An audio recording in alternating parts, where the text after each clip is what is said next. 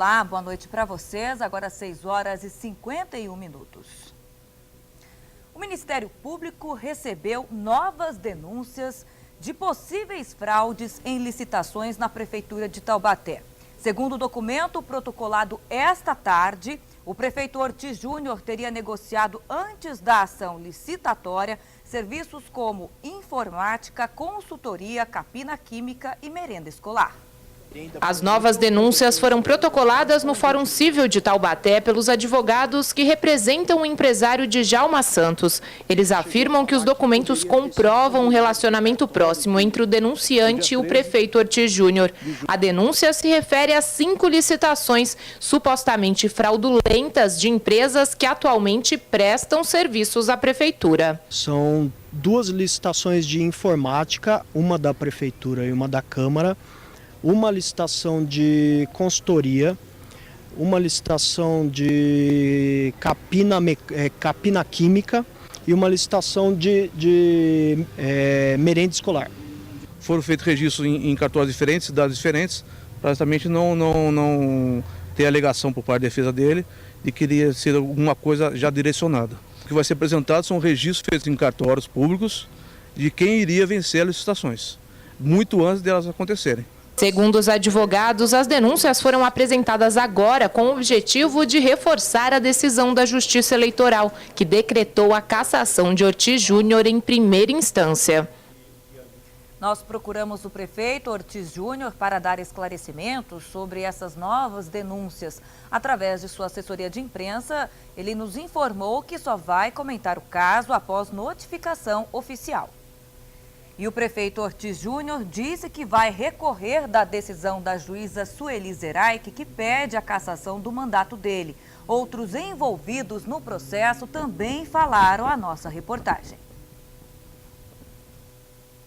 Ela é uma das testemunhas-chave na ação movida pelo Ministério Público que resultou na cassação de Ortiz Júnior. Gládiva Ribeiro foi chefe de gabinete de José Bernardo Ortiz, quando presidia a Fundação para o Desenvolvimento da Educação. Ele e o filho são acusados de formar um cartel na FDE, em que as empresas participantes do esquema venciam licitações e, em troca, repassavam valores dos contratos para a campanha eleitoral do Tucano. Em fevereiro de 2012, Gládiva atendeu Djalma Santos, que, segundo ela, teria participado da fraude e resolveu denunciar.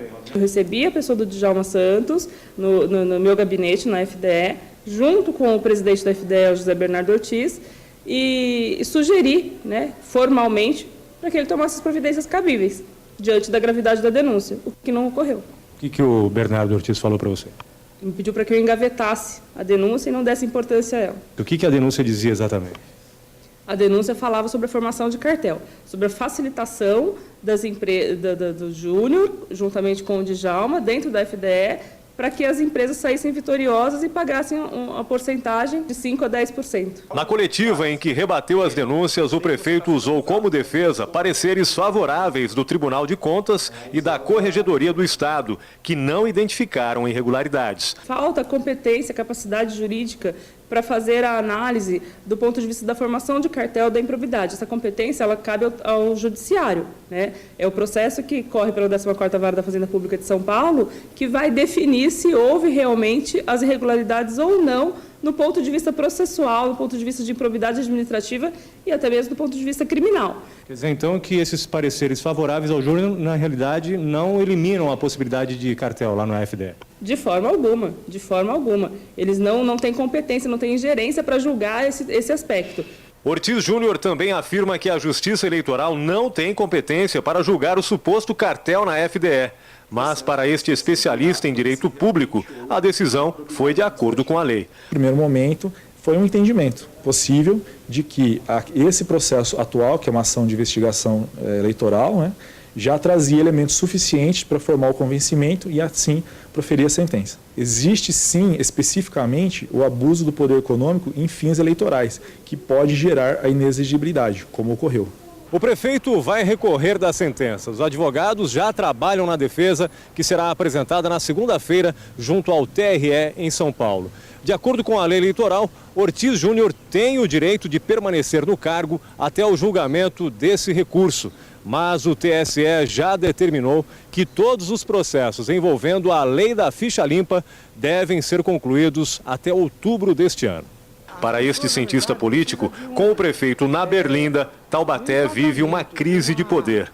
O que pode acontecer é que, diante dessa desconstrução da figura política, algumas maldades que são freadas pelo poder institucional legalizado pelo Executivo aflore.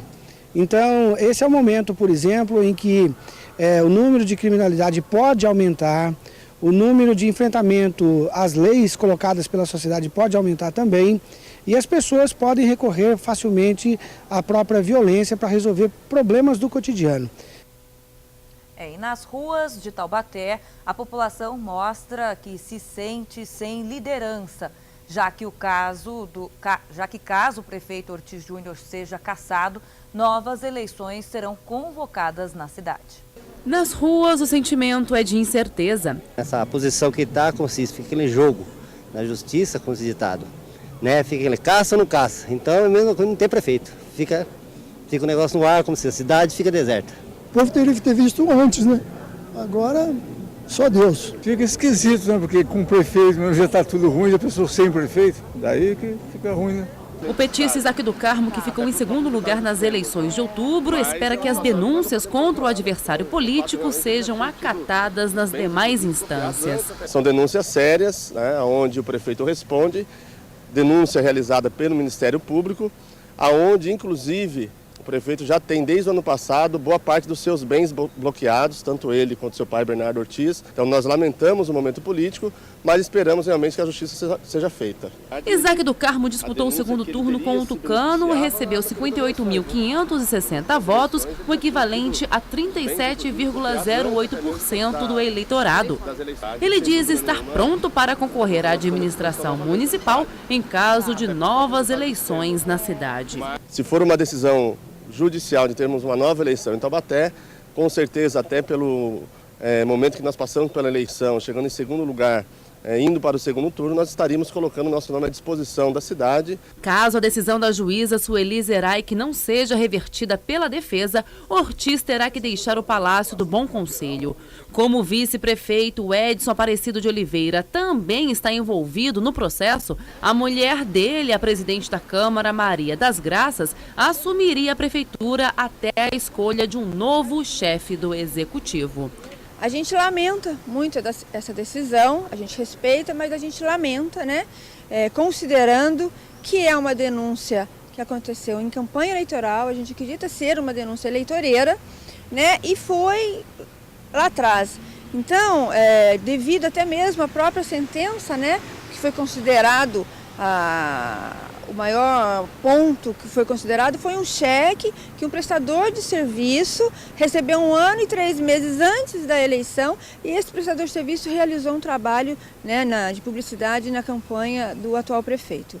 Ortiz Júnior é acusado de fraudar, junto com o pai, Bernardo Ortiz, na época presidente da Fundação para o Desenvolvimento da Educação, licitações de compra de mochilas para estudantes de escolas públicas. As empresas participantes do esquema venciam a concorrência e, em troca, repassavam valores dos contratos para a campanha eleitoral de Ortiz Júnior.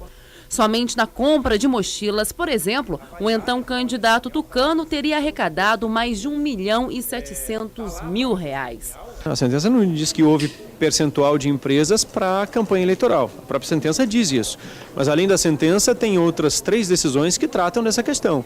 Tem a decisão do Tribunal de Contas do Estado, que diz que não houve cartel. Tem a decisão de uma investigação rigorosa, demorada de 7 meses da Corregedoria Geral do Estado, que diz que não houve cartel.